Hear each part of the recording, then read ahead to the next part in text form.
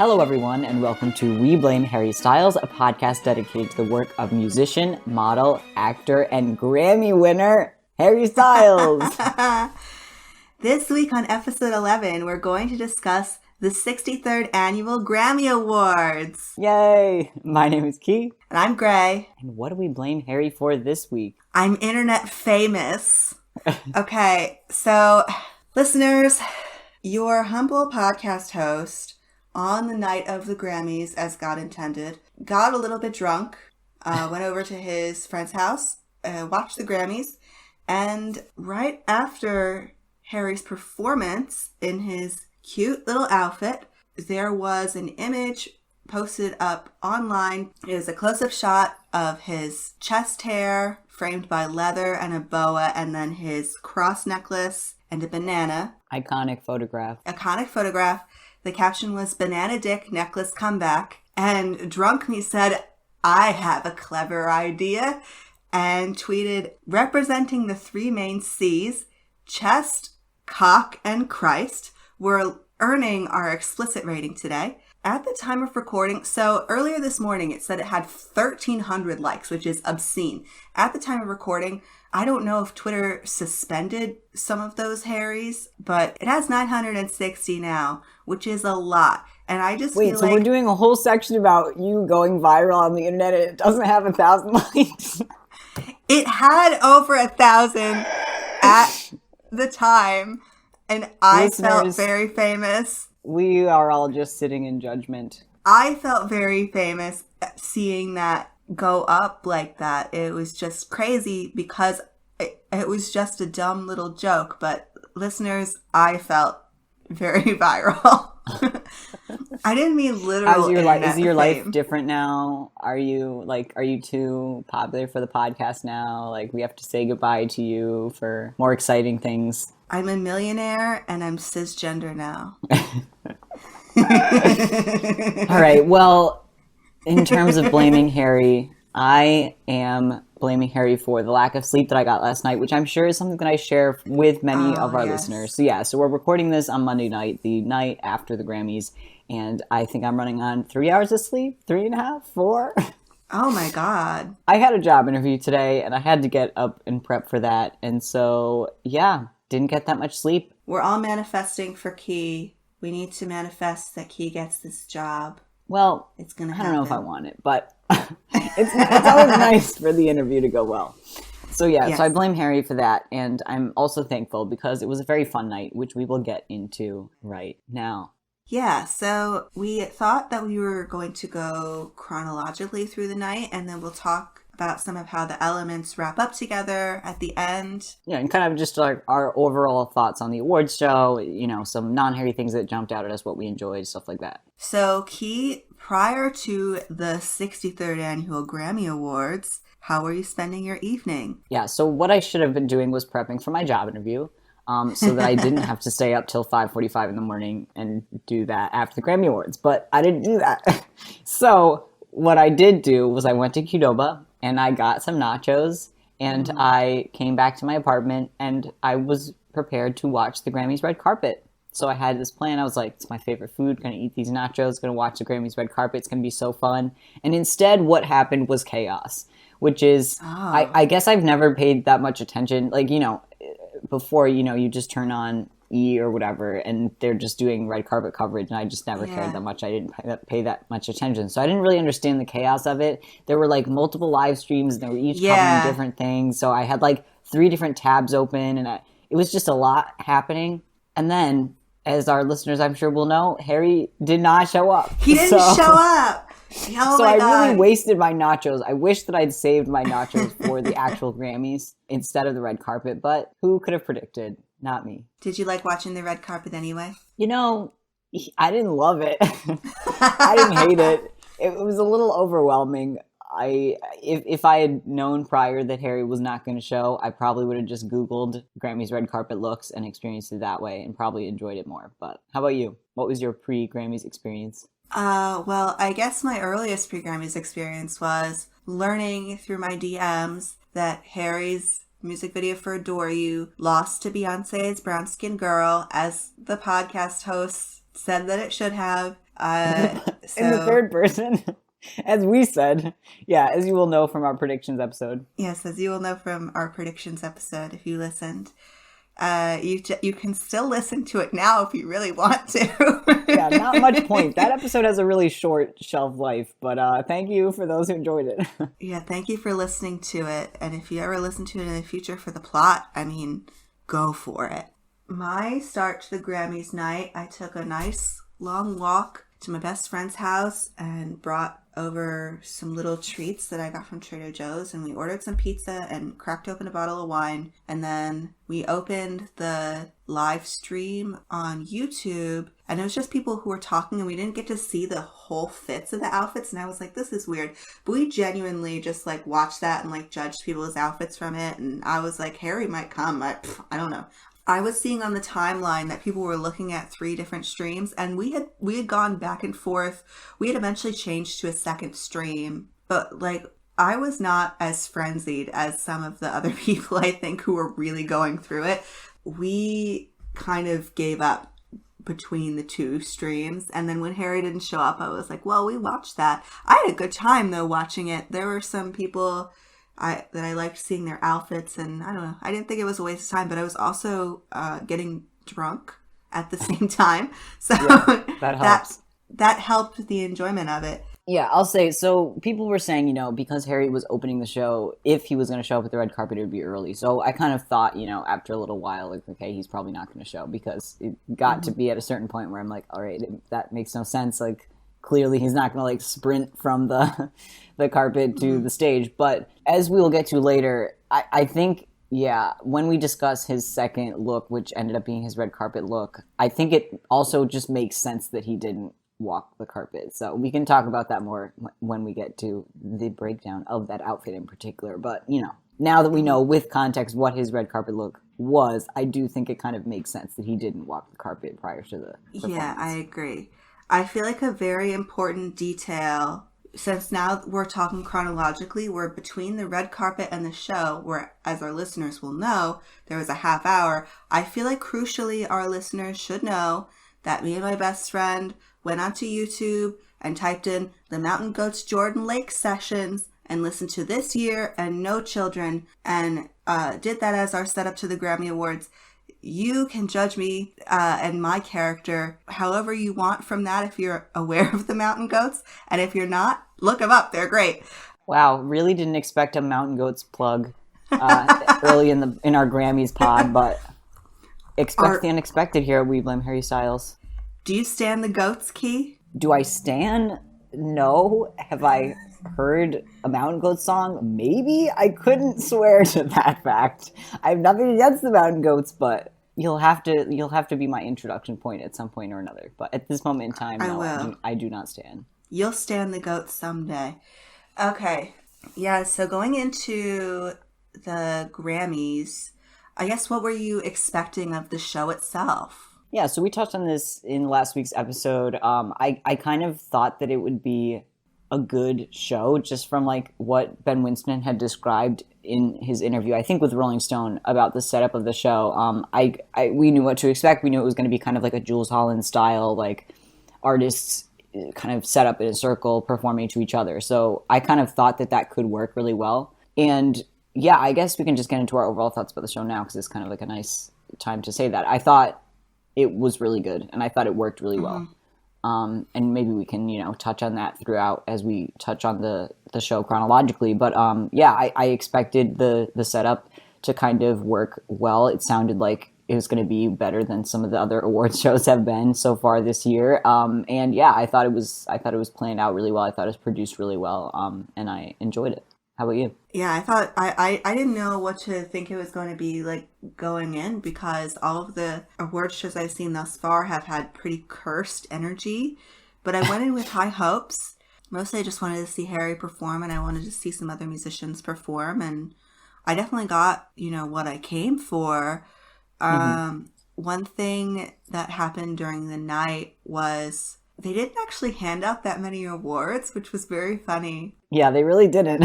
We were like an hour in, they handed out like one award. They handed out one, and, we were getting tired. My best friend, she especially gets tired very early in the evening. And so, and my contacts were drying out and I was tired. So we were getting to like 11 o'clock and we were like, they haven't handed out that many awards. Are there like more awards happening? So I actually didn't see till the total end of the show. I left her house after Taylor Swift won Album of the Year. Yeah, so that was towards the end. Yeah, so I saw most of it. Yeah, I missed a couple towards the beginning because of, well, obviously I didn't miss Harry's, but a couple following Harry's I missed. But yeah, I caught the entire rest of the show, and yeah, I was impressed with how it was set up, and I thought it was really good. Yeah, there are a lot of awkward moments that award shows usually have were missed. There weren't any like people trying to do comedy bits as they hand out each individual award. Like stuff like that was avoided, which I thought was good. It was about the music, and there was a lot of really good music performed, and yeah, I appreciated it. So in terms of Harry's number specifically, there had been a lot of talk online before he performed about like, oh, he's gonna do a medley, like, oh, this and that is gonna happen, blah blah blah, and we discussed on our previous podcast, like I was pretty confident he's going to do Watermelon Sugar, so wasn't surprised at all that is what occurred. And yeah, I'm always like wary of internet rumors when it comes to things like this, and lo and behold, that's what happened. And I feel like there's a little lesson in there somewhere about internet accounts and the expectations that they set up. But I think, Harry was not nominated in any of the general categories, so I think it would have been a shock. Like I would have been very shocked if he like opened the show with like a 3-song medley. So I wasn't disappointed at all that that's not what we got. Yeah, I definitely understand. I mean, he was nominated for Best Pop Song for that specific song, so it does make sense that he would then sing that song. I am not a Watermelon Sugar hater, and I noticed that many people who have been hating on Watermelon Sugar got awfully quiet after last night. So perhaps I have taste and they don't, question mark. Wow, shots fired. Yeah, but so let's get into his performance. So first of all, the fit. So the fit actually leaked, which I was like really annoyed by. Like it kind of crushes me that the first time that we saw the outfit was like a blurry photo that like a random person posts on social media, so I kind of hate that. But it looked blue. Like it did look blue. Yeah, it was like a blue leather outfit with like a green scarf was like what I was thinking it was, and I was like, interesting. So that was strange to kind of have seen it beforehand. It was a hornier outfit than it was in the blurry photo. yes. And so I think so I guess maybe the best way to do it is to talk about, do you mind if I just kind of get into my thoughts about the performance overall and like in kind of conjunction with the outfit? Absolutely. Yeah, so to me, like, I thought it was a good performance. I thought he did start out, to me, though, a little nervous, though. And I feel like I could kind of feel that. And that makes total sense. It's like his first Grammys performance. He's opening the Grammys. And then it kind of started heating up in more ways than one when he took off the boa. And he kind of started dancing around, and then you could tell he was like having more fun with it, and he was like smiling, laughing as he was dancing around stage and singing the song and stuff. And so I thought the performance definitely got stronger as it went along. I think it was a good performance. I think it was a solid performance. My mom said, and I quote, she texted me at the time saying, "Harry's first song at the Grammys, nailed it. So cute, and what a bod." So those are thoughts from my mother. So yeah, I think it was really well received. It seems like people really liked the performance. I liked the performance. I wasn't, and listeners don't come for me, these are my honest thoughts. I wasn't like blown away by it, I was more struck by the outfit than the performance itself. I thought the arrangement was good. I really liked the bass addition in the arrangement and like the changes made there. But overall, I thought it was a good performance. I thought it was a solid opening to the night. And it was interesting to see kind of, too, that the set aspect of it was kind of stripped down, too, in comparison to a lot of other performances that night. So I'm interested to see, like, I did keep the focus on him and the performers, which I thought was nice. And it's probably better for the opener to not do, like, a big, set to just start with, like, a musical performance that just is a musical performance. Yeah, so I liked it. I thought it was a good opener. But I feel like because we've seen him perform the song before... And again, don't come for me. I didn't come away from the performance being like, oh my God, this is the best thing he's ever done. You know what I mean? I don't, because it was one of the best things that he's ever done. I mean, like... I'm glad we disagree. Maybe not like vocally, but like in terms of the energy of it. Oh yeah, he was fucking hot as hell. Oh my God. Like it's definitely up there for the hottest performances that he's ever done. That's for Right. sure. Yeah, exactly. It's not that it was like a stellar, like a vocal performance. Like he did good and the band sounded, great. Like I'm always expecting them to be on point. Mhm. But I think that Grinder said it best. Feeling severely H word for Harry Styles. That did seem to be the takeaway of the night on that one. Yeah, I think that one thing I really liked about the musical aspect of their performance was that break in the middle where they stopped and he did a little dance break and there was like a riff that we hadn't heard before. I kind of low-key... Yeah, that's that bass part. This is going to sound kind of silly, but I hadn't heard that before and I was like, is Harry transitioning into a song that we haven't heard before? Rip. Yeah. Yeah. That did not happen. It did not happen. He did his dance break and then went back to Watermelon Sugar as usual. But for a second, I was like, whoa, what's happening here? I didn't mention the dance break was great and I did enjoy that a lot. And seeing him in that leather outfit do that little bit of choreography with the backup singers was delightful. And I heartily enjoyed that. As I said, I think the performance really picked up as it went along. And so I enjoyed that a lot. Yeah, shout out to, I guess we can take this moment to kind of shout out the performers that performed with him in this opening number. Yeah, so the lineup for the evening, after a little digging, was Mitch Rowland on the guitar, Sarah Jones, and Sarah Jones' progeny on the drums. Congratulations to Mitch and Sarah. Congratulations! Nye on the keys. Welcome back, Nye. Spencer Ludwig on the trumpet. Okay, so on the sax, there was a person named Josh, according to Molly Hawkins, Harry's creative director. I searched around in her follows and the comments for Josh, and there are no Joshes that follow Molly Hawkins. No Joshes who liked the post or commented on it. Wow, you really went in on that research. Yeah, I searched in Google and on Instagram for Josh saxophone and didn't find anybody who looked like the photograph. Yeah, so sorry to Josh, sorry to this man, but your last name is not getting a shout out on this podcast. But you did a great job in the performance. You did amazing, and I wish I knew who you were, but there's just too many Joshes who play the saxophone. And then rounding it out with India Shawn on vocals, Elena on vocals. They both played with Harry at the Jingle Bell Ball. And then Blood Oranges, Dev Hines was on bass, and he also did some musical directing. So that was awesome. Yeah, so like a fantastic little lineup. Just everybody did a really great job. Yeah. It was great to see everybody too. Mm-hmm. Yeah, it's been a while since we've seen Mitch and Sarah and the crew, and so that was a great little moment to see everybody clad in leather performing at the Grammys. It was. It's just amazing. It's just been too long, Yeah. So I'm proud of him, proud of his performance. It's I can't imagine how hard it must be to open the Grammys. Oh my God, I know. I would be, I can't imagine how nerve-wracking that would be. And yeah, I think he did a really good job. So do you want to dive a little bit more deeply into this outfit? Yeah. Oh my gosh. Yes. Okay. So all of his outfits that night were custom Gucci. So this outfit was a leather suit, and then he had the boa that he's wearing is fake fur. It's not feathers.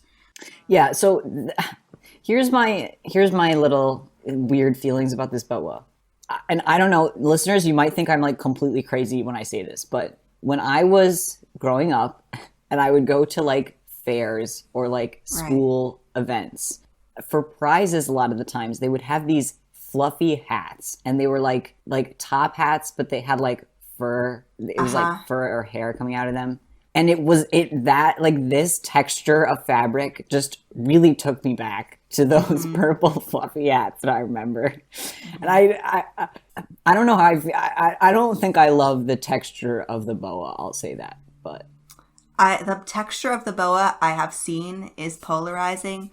I am neutral on it. I just think it's really fun that he was wearing a lot of boas, and I feel like it seems like a fake fur boa would be sturdier than a feather one. Yeah. And I think a feather one might look cheap too. Right, exactly. So I can understand why they didn't go with that. But yeah, I don't know if I love the texture of it. But I do. I think like I said, the performance really kind of heats up when he throws it off. I saw a couple articles mention too that people didn't know, and I don't think I knew that he was just like shirtless underneath the. I didn't know. Yeah, underneath the jacket, and then he took the boa off, and then it was like, oh, it's Oh. out.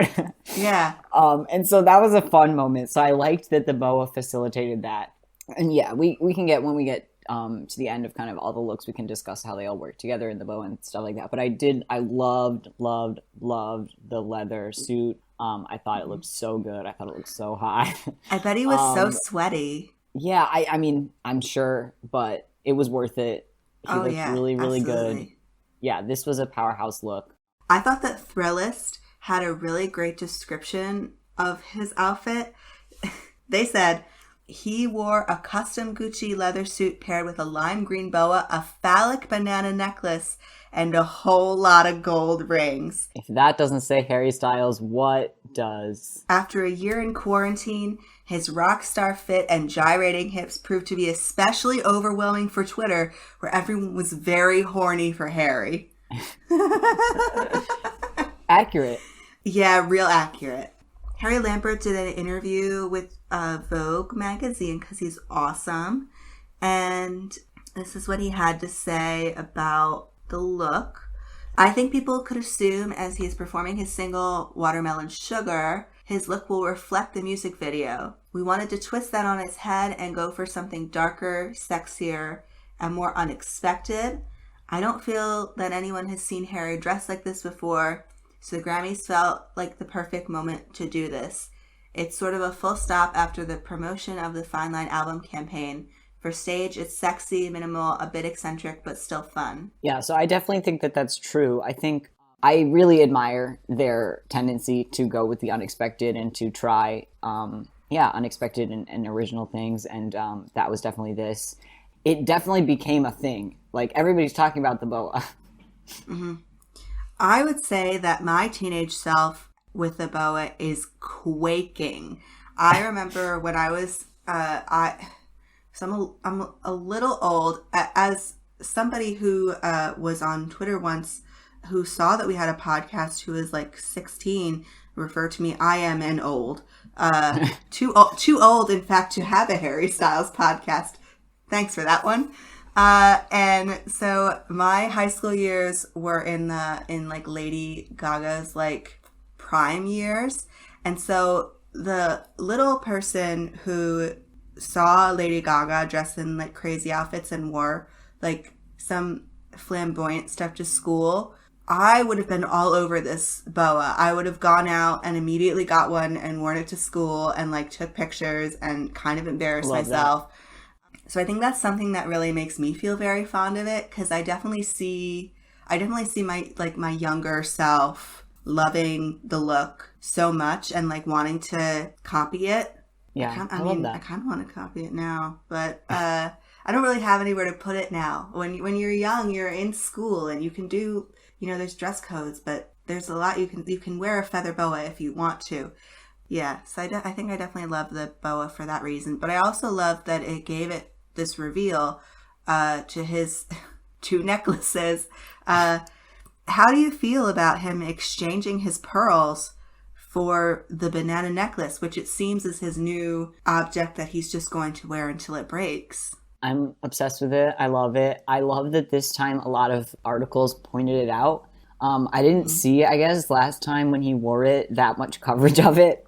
And I saw a lot of coverage of it this time, which I'm enjoying. And all the different ways that articles will phrase what to call it, which is fun. I totally agree. Like the reveal aspect of the performance I thought was really strong. So that I really liked about it. And yeah, again, I'm struggling too. I'm not like negative on it. It's just for me, like, I don't know. I'm weird with textures, and I don't know if I can quite get past I don't know if that's like a really weird thing to say, but I can't quite get past it. But I do, in some of these pictures it looks awesome, and I do love when Harry Lambert discusses like that tad of eccentricity that is kind of a staple for Harry's looks. I think, yeah, I can definitely see that, and I love that through line through basically almost every event that he attends, which is great. Yeah, I think that he's always going to have his outfits. I think will always be a little polarizing because he does always go, a little bit outside the expected.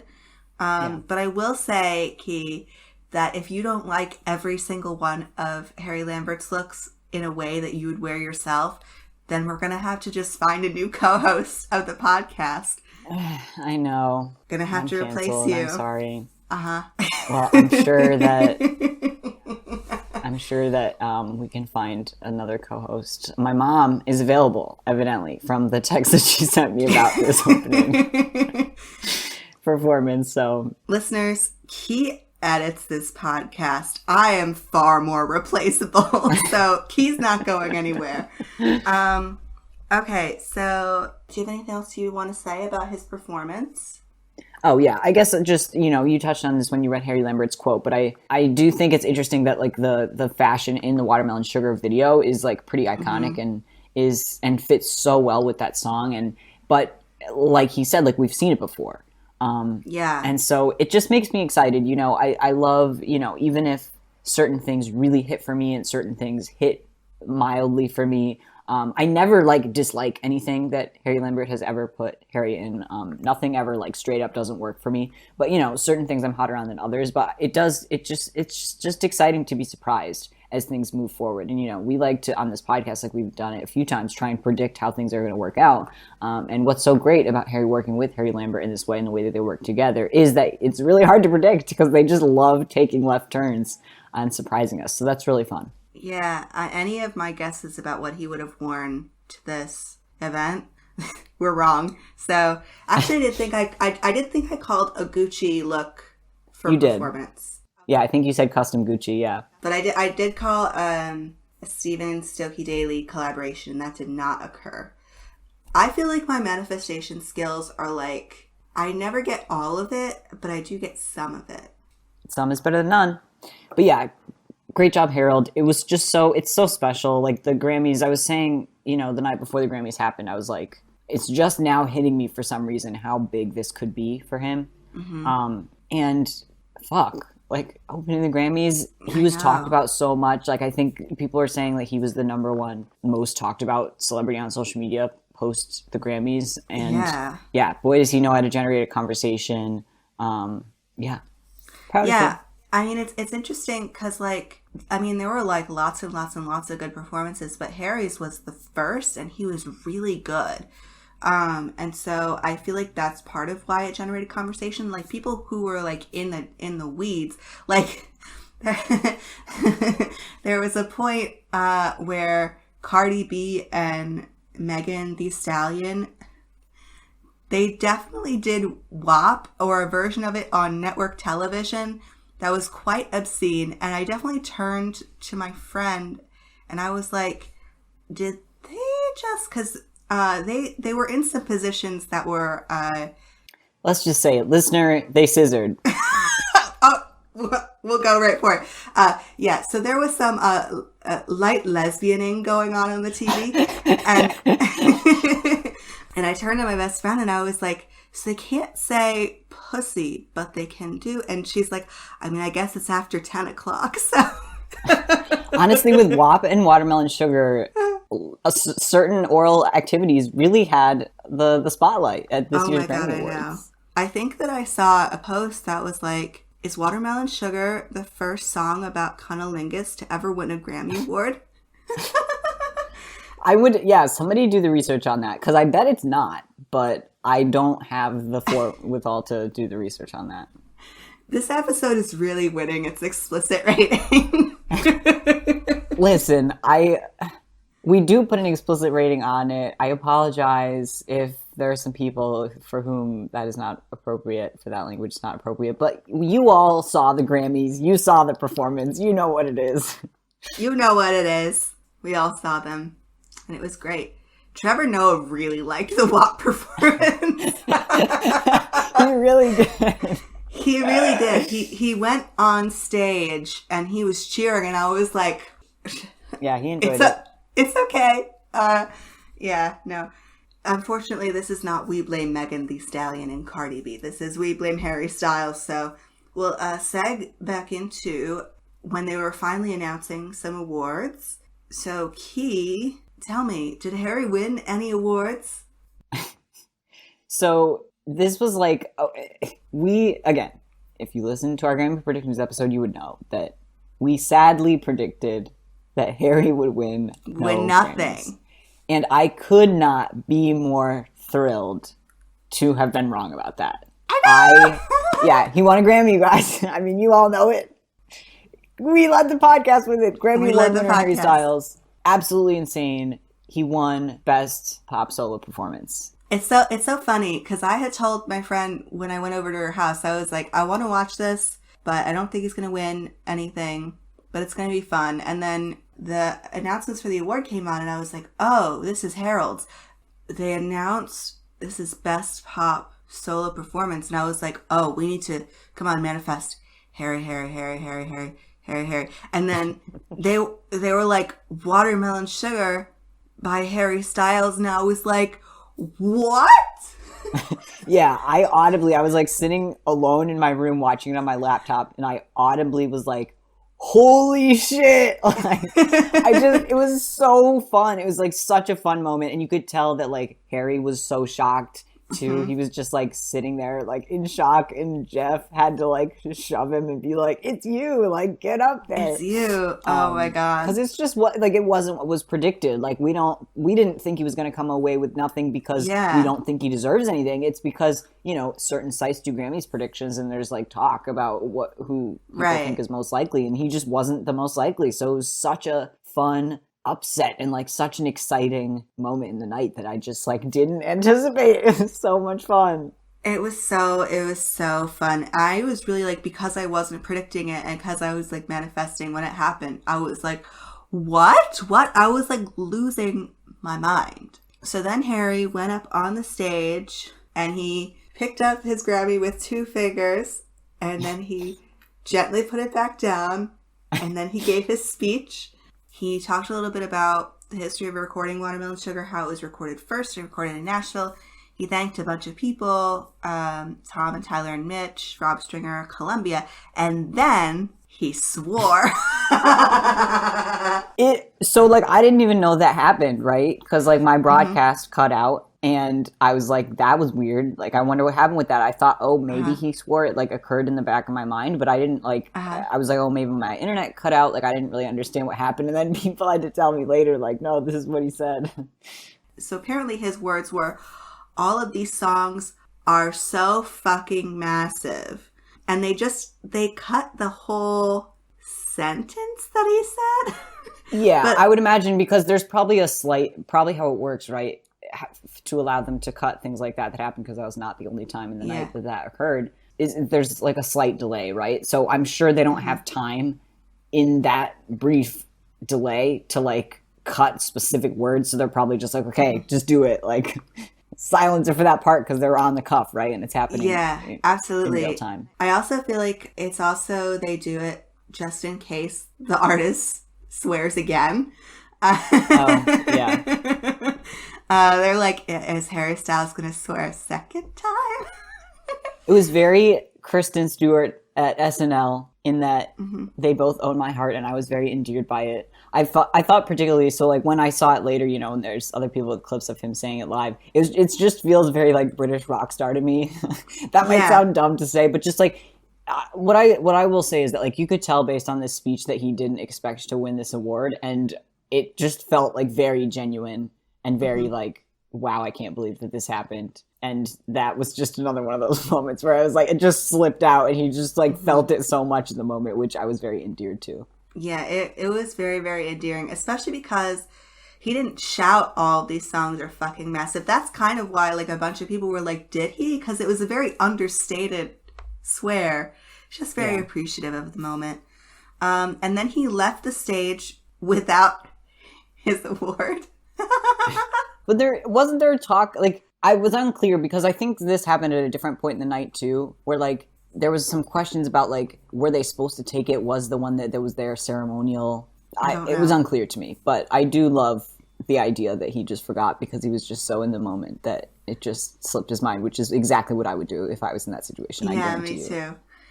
Do you want to talk about his outfit? Yes, let us talk about this outfit, which is, as I'm sure everybody is aware, the pink, purple, yellow, and brown ensemble. There's a lot there. There's a lot going on, and I don't know how I feel about it. Yeah, here's how I feel.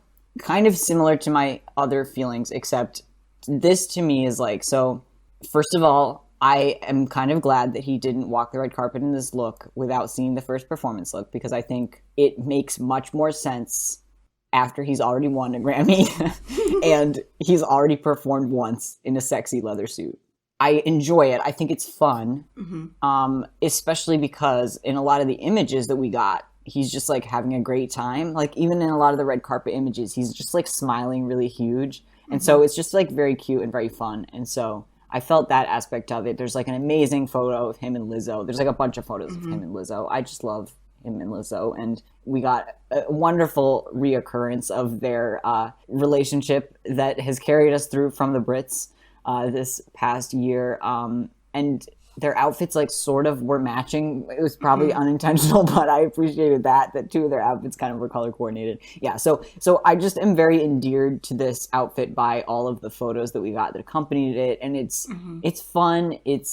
And we'll get into what Harry Lambert said about it later, but just on its own, without that context, it is it's eccentric. It's not really like, would I wear this? No, but I also don't look like Harry Styles. Well, I'll say this. What this outfit says most to me is that when you look like Harry Styles, you can wear anything. You can wear anything and you look great.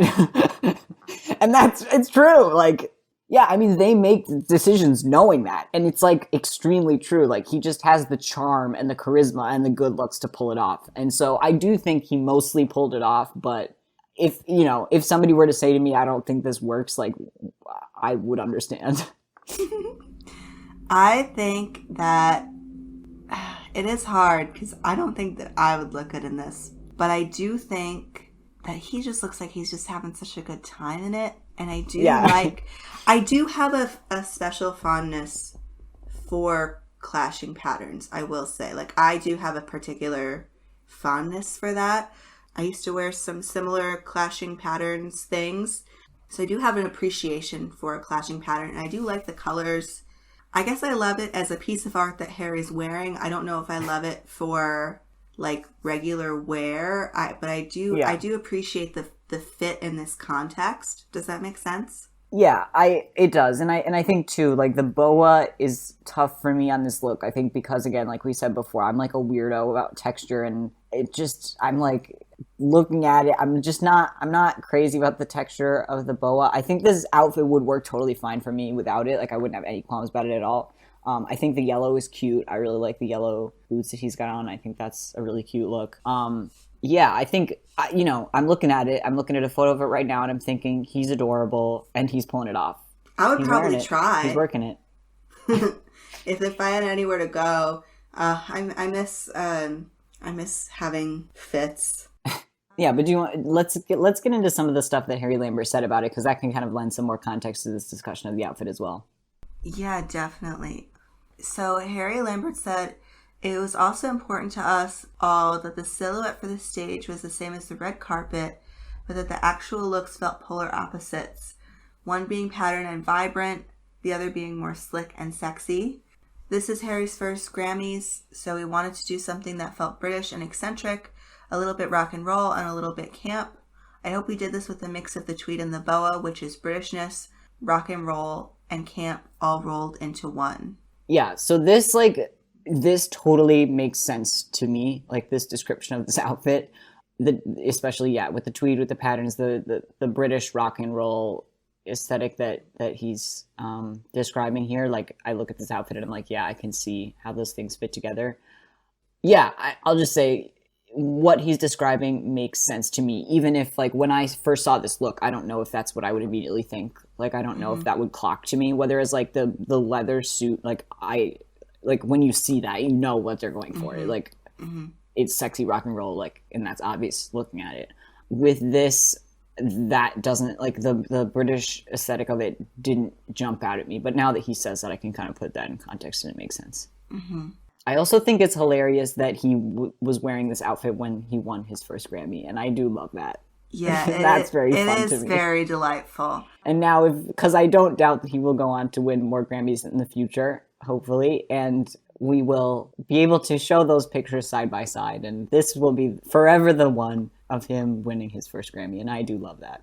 It is nice. We'll be able to see Harry Styles at the Grammy Awards over the years. Okay, and so finally, the last outfit that we saw him in was an orange getup. Do you want to talk about that, Key? Sure, yeah. So this actually, to me, really worked. I don't know if the boa is a different texture entirely, or if just because it's black, it like doesn't read the same to me. But I am not bothered by the texture of this boa at all.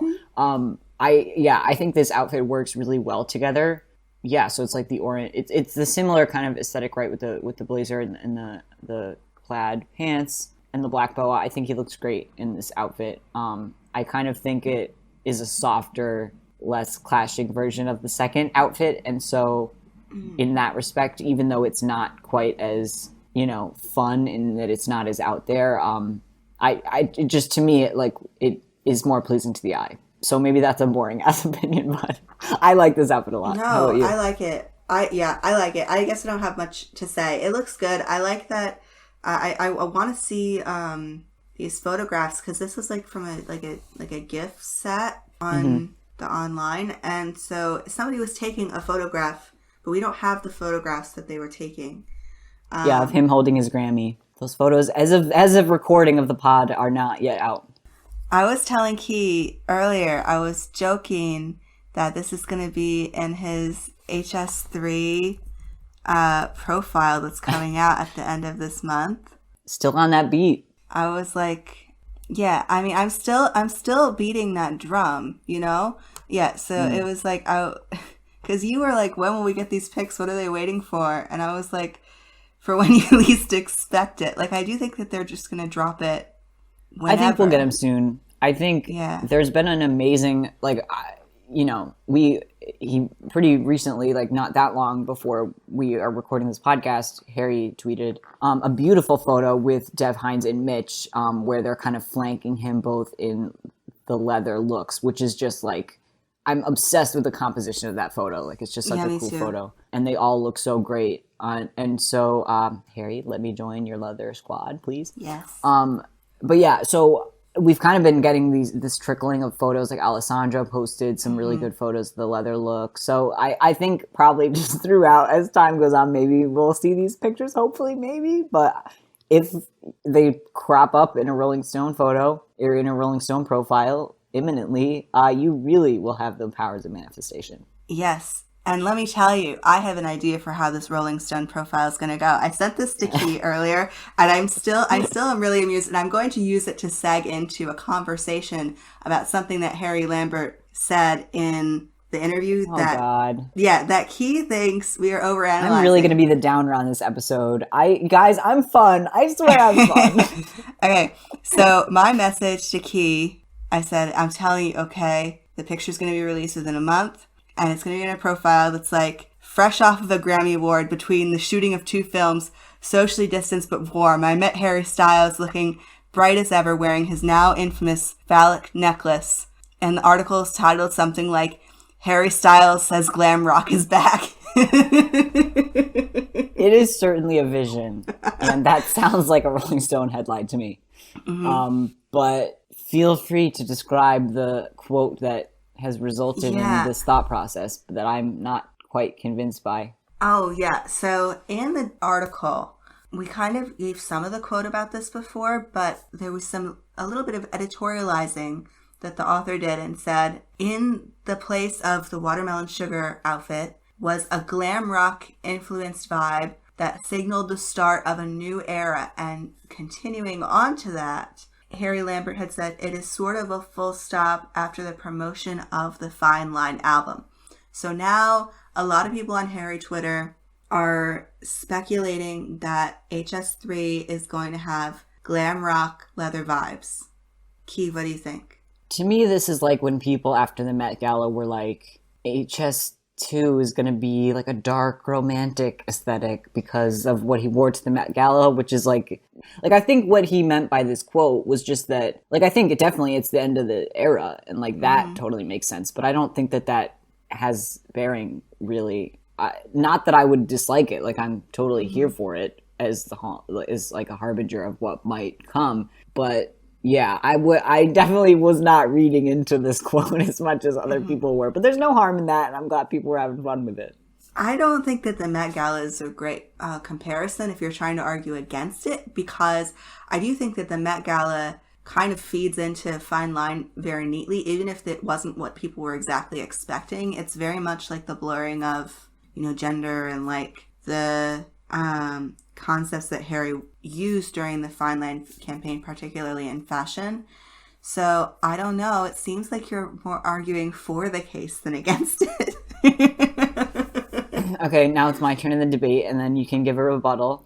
I like, it's possible. Like, I think what you said in that that look was kind of a feminine look, combination of the masculine and the feminine, which was weaved throughout his looks for the Fine Line era. I agree, but I think that's kind of just going to be what he wears going forwards. I'm not so sure that you might say that I won't deny that the Met Gala maybe provided a little bit of a taste, but I think the idea that we can look at these looks from tonight and predict what the aesthetic of the next era is going to be, I think is not the case. I think they're going to surprise us again, and we might be able to retroactively track certain elements to that new aesthetic, but I don't think that we can look at these looks and be like, it's going to be glam rock and it's going to be in leather the whole time. Like, I just don't think that's like, again, I could be wrong. I'm into the leather. I'd be into it, but yeah. I don't think it's so much of a straight line as that. Yeah, I do think that presupposes that Harry would have, I don't know, he's much more of like a flexible fashion person than only doing leather for an entire era. You know what I mean? For sure. Yeah, I don't think that he would be wearing leather to every single thing, because that's just not like what he does. So if he does do a glam rock era, I'm curious about like what other aspects of it he would pull.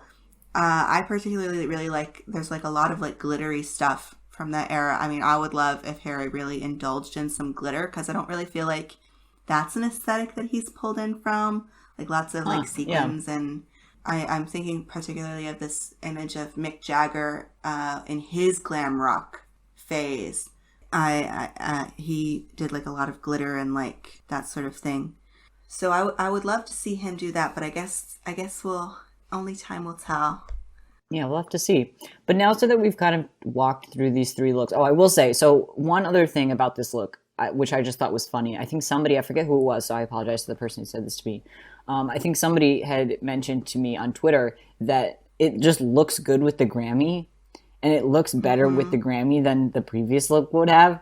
So I don't know if this was done by design, or if they just had a third look planned for the night, or if he spilled something on the second one.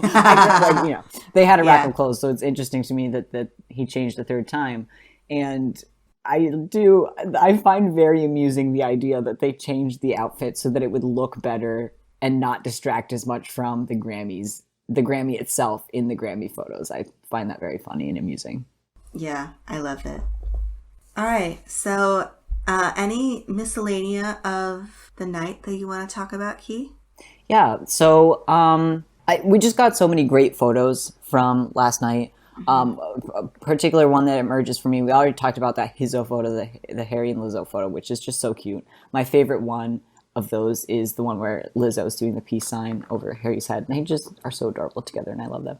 And we also got this great photo of Harry and Jeff, where Harry's just really leaning in there and giving Jeff a good old kiss on the cheek. And yeah, whatever photographer was there, thank you, because there were just so many great little moments like that of that night that were captured. Yeah, there were so many, like the photographer who was photographing the people there, they just caught so much good stuff about Harry. Just like it was so funny. It reminded me of the Brits when he was walking around to all the tables and saying hi to everybody. He did that yesterday too. Yeah, which it kind of went against the whole purpose of them all sitting socially distant from each other, but I'm sure that Harry is tested and that they tested everybody.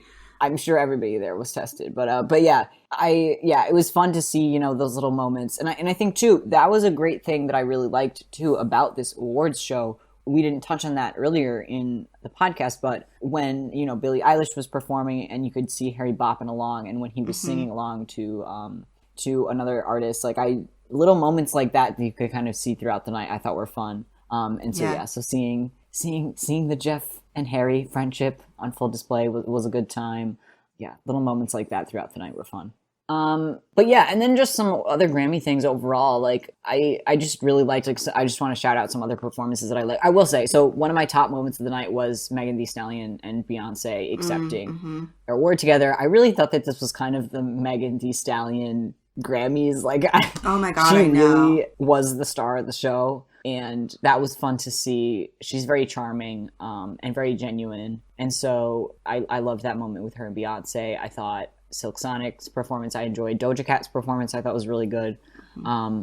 Taylor's performance, when Taylor was just like, and suddenly there was like a house and it was like covered in moss. And then there was like a cabin and she was like in the cabin and her band was there. I was just so captivated by that set. Like, the set designer did a good job for that one. Yeah, that was amazing. Yeah, Silk Sonic was amazing. I'm always happy to see Bruno Mars just like in the cultural consciousness. When he was singing, I remember like turning to my best friend and I was just like, I don't think that Bruno Mars is like my favorite artist in the world, but every time I see him, I'm just so happy that he's around and like here and still making music. Makes me so happy. Yeah, he's fun. Yeah, it was a good performance by them. Yeah, so those are kind of my top moments of the night. Obviously, the ultimate top moment of the night is Harry winning a Grammy for Watermelon Sugar. No contest there, as I'm sure everybody will agree.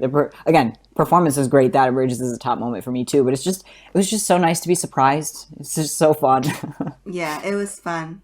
So overall, I just had a super fun night. I had a fun night in the fandom too. Like, as we've talked about before on this show, oh yeah, Twitter is not always the best experience, but boy is it fun for just everybody to be all tuned into the same thing at once, and just everybody's excited, everybody's amped, and then it's happening and everybody flips out. Like, when Harry won, I was like, there is absolutely nothing that I want to do more right now than just meet up with everybody that I'm friends with online and all the Harry fans that I know, and just go somewhere and just scream Watermelon Sugar at the top of our lungs and like dance out to it, and like, oh god, I want to do that so bad. And yeah, I felt the spirit of that online as much as we could, with everybody flipping out together over it. It was such a nice moment, and it's like, you know, the Fine Line era has been so special. It's pulled both of us in. Like, we weren't really Harry fans before this era, and Harry said himself, like, he doesn't make music for the Grammys. He doesn't make music for, you know, the recognition by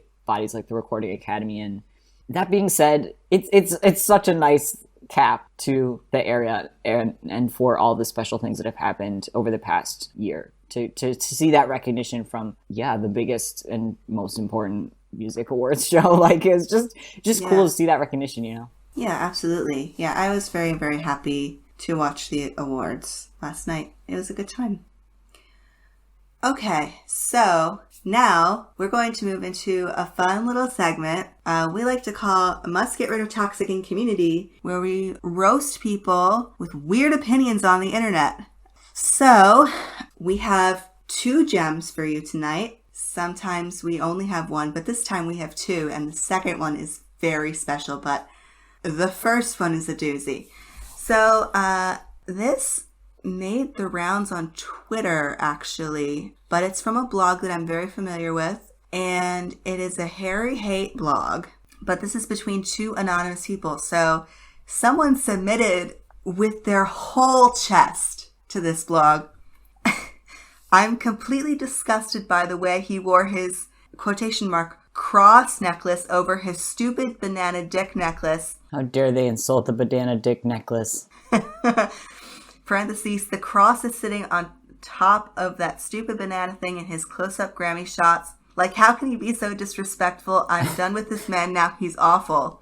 And then someone responded, so this take is we're already here. This is already nuclear. I can't believe this was the last straw for someone. Oh, it was, the last straw is blasphemy, I suppose. So someone saw this and then decided to send another message to this blog, doubling down on what this person said. I'm glad I'm not the only one who thought this. I understand Harry may not be a practicing Christian, and that's his choice, but that cross necklace isn't just a quote-unquote decoration you wear just because you think it looks cool. It actually means something to some people, so I don't know how you wouldn't have enough common sense to know that those two things don't work together and it's disrespectful. I really wonder if he puts any thought into anything he does lately. Sideways face.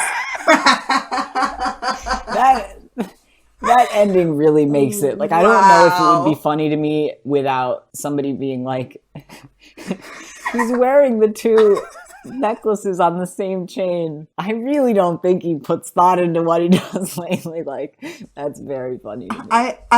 I love that they're like, I understand that Harry may not be practicing Christian. Like, they're like acknowledging that he might not understand the meaning of Christianity or something, and that's why he blasphemed.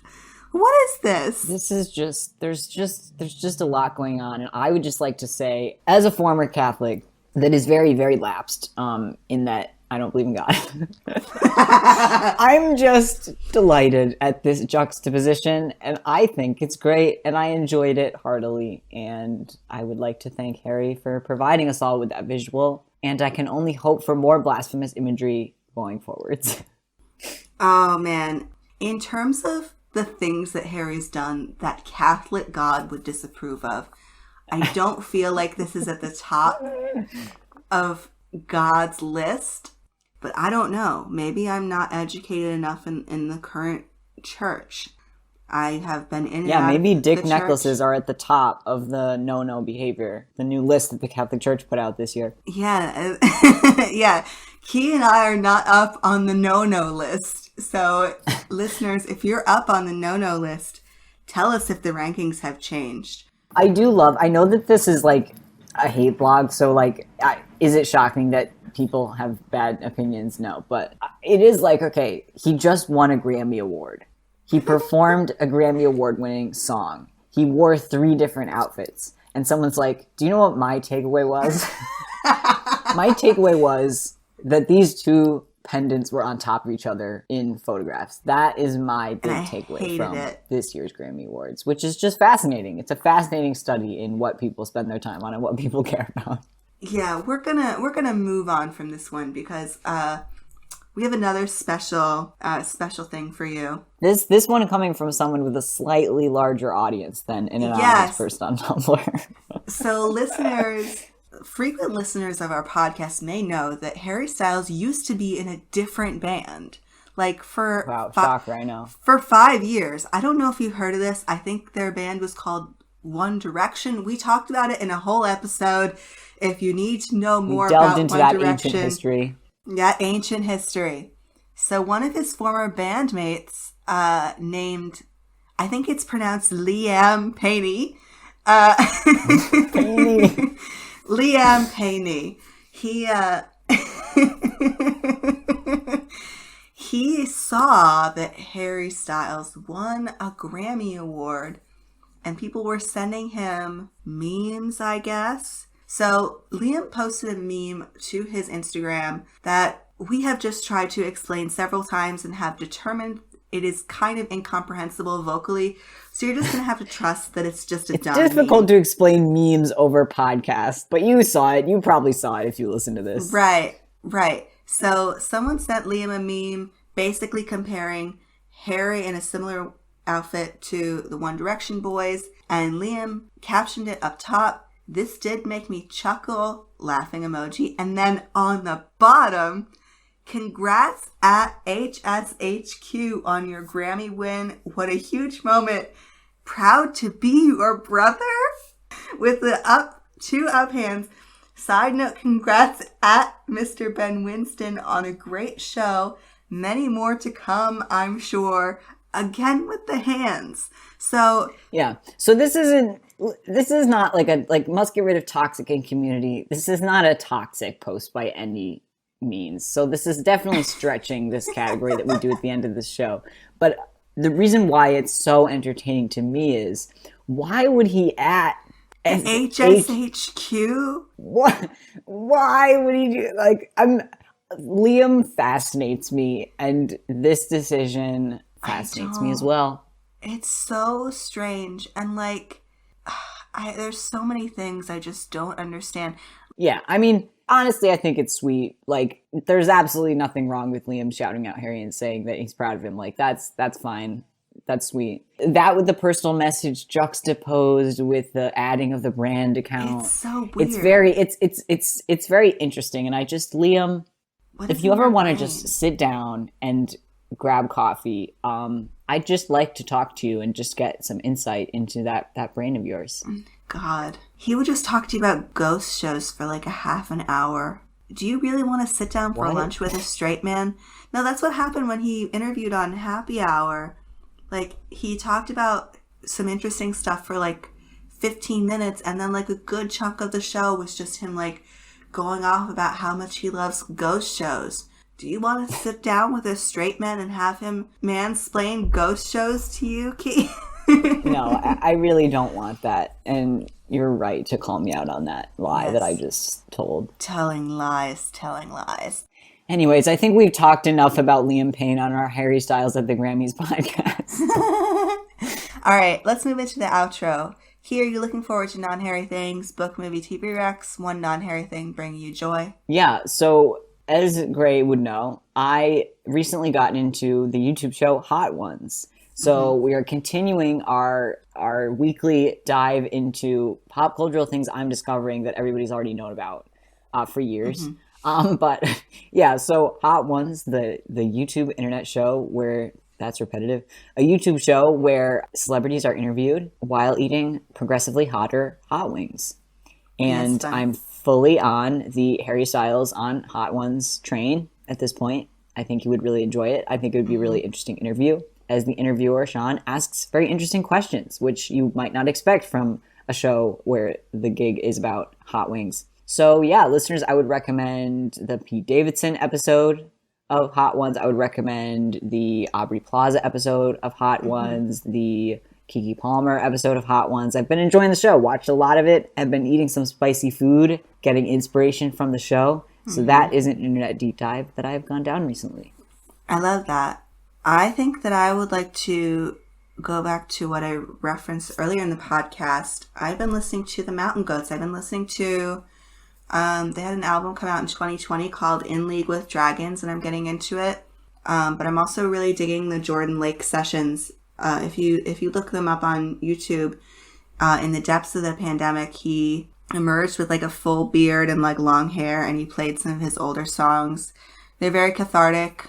Definitely, like, if you need to have a good cry, like, put on This Year and start crying when he says there will be feasting and dancing in Jerusalem next year, because I know I did yesterday. But just real good stuff. A non-Harry thing bringing you joy in these difficult times. I just got vaccinated today. Ooh, my first dose. Yay, exciting. If you can get vaccinated for any reason at all, please go get your vaccine. It's so important. I know a lot of people who are technically eligible but feel rather safe, like are on the fence about getting a vaccine. But please, if you can, get your vaccine. Keep people safe. Live your life. We all have had just a really, really tough year, and we have, probably years ahead of processing everything we've been through. And I definitely think, at least for me, like, getting vaccinated is at least a place to start with all of that. So, yeah, I'm happy that I got vaccinated. Yeah. Other than that, thanks, you guys. Thank you for the feedback on our last episode. We got a ton of views on, or more than we usually do, of YouTube views on that one. So hello to our YouTube audience, question mark. Hello, YouTube LGBT community. Yeah, and it was just fun to get that Grammys episode up there quick. So we're going to try to do that with this one too. Hopefully you guys enjoyed it. I think it's like a little bit of a less structured episode this time, but we just wanted to get it out because the Grammys was so much fun. We had so much fun watching it. We had so much fun discussing it with people online. And so we wanted to discuss it on the podcast and kind of get that out there. So if you have any Grammys thoughts that you don't think we got to on this episode, if you think we forgot anything big, or if you just want to share your opinions, you can contact us at weblameharrystyles@gmail.com. On Twitter and Tumblr, we can be found at HarryStylesPod. You can follow us there, jam us there. And yeah, let us know what you think of the show. And so another way to do that is you can rate and review our podcast. And we'd so appreciate it if you just took 1 second and gave us a rating if you've enjoyed it. Subscribe to us on your preferred podcast host to become notified of our next episode. Thank you for listening. We love you. Talk to you next time. Bye-bye. All right. Bye, everyone. Louder.